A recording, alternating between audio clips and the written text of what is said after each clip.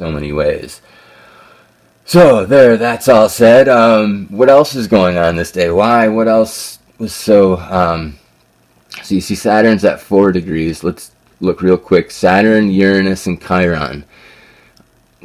Chiron and Uranus are both at 5 degrees. So they're all in this 4 or 5 degree zone, making angles with my sun as well as my moon. Saturn is the last visible planet. I'm not sure. I bet Chiron is visible at certain times. I'm not positive on that, but with the naked eye. But Uranus, I don't believe is. Maybe Uranus is sometimes visible by the naked eye if you've got really good eyesight. But Chiron and Uranus and Saturn have this sort of unique relationship where Uranus is the beginning of the outer planets and sort of the higher consciousness realms, and Saturn is, the furthest out visible planet and represents sort of physical restrictions and limitations. And so Chiron, by transit, Chiron is sort of this wounded healer. It's this aspect of you that sort of got suffocated from birth, and it's an expression of yours. It's very important, very unique to you. It's your own ability to heal the world. It's a very powerful aspect of you that tends to get snuffed when you're young, and that energy gets blocked for most people forever. Not many people fully awaken their Chiron. But Chiron is this link from the physical to sort of the metaphysical. Uranus is, the sort of metaphysical, mental plane type of an energy. And Saturn's this very super physical, like very dense physical, it's bringing imagination into form, this Uranus-Saturn connection, and Chiron is kind of the link. It's this bridge, because when Chiron's got a very oblong orbit. When it's furthest from the sun, it's outside of Uranus's orbit, and when it's closest to the sun, it's actually inside of Saturn's orbit. So it sort of connects those orbits together within its orbit. So it's even linked in that sort of a direct way. And so these three planets, this very core of who I am and how and then how I actualize myself into the world, are all making angles with my sun. My vital energy and my conscious ego and projection out into the world. And I hadn't been living up to any of those standards for myself, really. I'd been I'm a Cancer rising, and I'm a Scorpio moon. I tend to hide in my shell a lot, as opposed to come out and do what I'm here to do. It's always been a lot easier for me to just sort of stay hidden, keep my cards close to my vest, and not risk the judgment of people. But that's what created a big part of the tension in my life at that time. There's a lot being expected of me or asked of me energetically that I hadn't matured. Saturn is maturity. I hadn't matured enough to step into that role, and I felt really bad about that. This is all on like a subconscious level. I wasn't paying attention to any astrology at the time, so I wasn't, imagining this is what the astrology is and just sort of imagining that into my life. My life was just my life, and this is looking back in reflection at what was going on then. So another thing that was happening on this day, Neptune, it wasn't this day, but Neptune had just entered Pisces at this time. Neptune is the natural ruler of Pisces. Neptune is, it brings extreme sensitivity wherever it goes. And so Neptune is extremely, extremely, extremely sensitive when it's in its home in Pisces. It's allowed to be as sensitive as it can be. And so for somebody who has a lot of water in their chart like I do, Cancer rising, moon in Scorpio, I've got Mars in Pisces, Saturn in Cancer, there's a lot of water there. when Neptune by transit goes into Pisces, that's just another layer of water into the universal sort of energetic ether.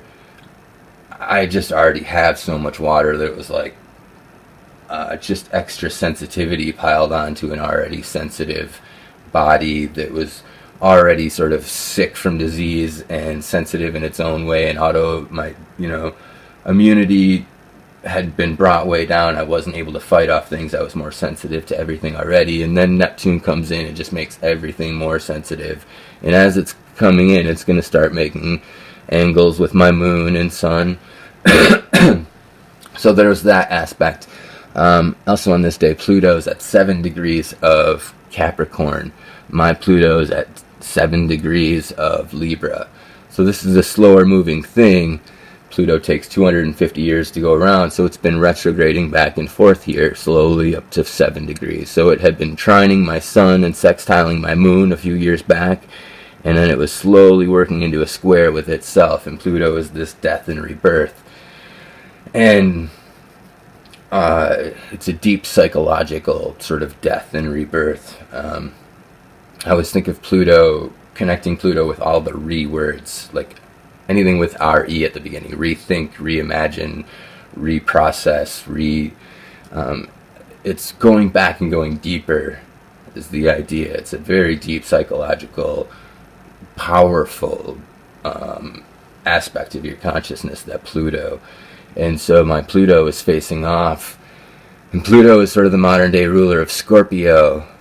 I've always been my moon has always been in that realm, and Saturn was here in the timing of Saturn. Every 30 years it comes around, and it's making this angle with my sun, demanding that I grow into my Scorpion nature, into a higher level Scorpion.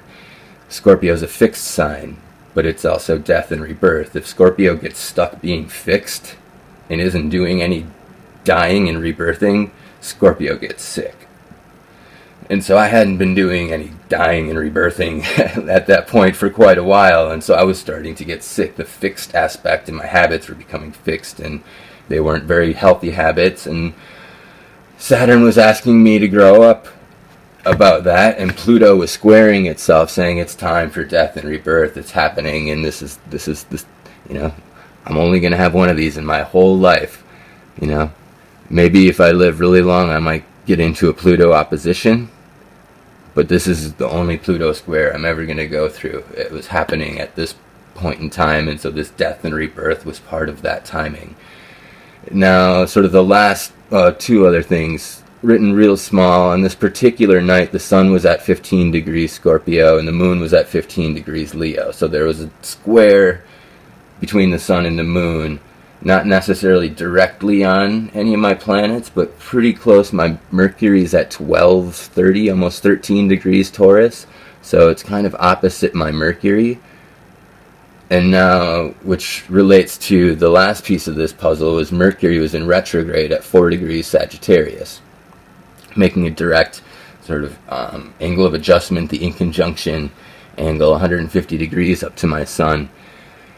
And so I said this was the last night I was able to work. I worked at sort of a production job, and I had to walk off of my sort of role in the production line. I remember saying to my coworker, and I was sick. I was, and I don't usually talk about it. I don't usually say anything about it. I am Scorpio, and I hide everything, and I go home, and that's my life. But I just said to my coworker, I feel like my brain is bleeding. That's how I felt. It was just on fire and bleeding. I'm like, it's hard to explain, but it was all of these forces combined, and especially that Mercury is your electrical thinking, logic, neurological, very mental activity, and so is Uranus. Uranus is a very mental planet. They're trying to each other and making an angle to my sun, and so all of that mental energy, and Mercury's in retrograde, so it's working inward. The extremely self-reflective, so much going on in my head at that point in time, and I felt like my brain was bleeding. But this was the day that everything shut down for me, and I just this was the beginning of a deep, dark, very icky, spiraling depression. Started on this particular day, and so now I'm going to jump forward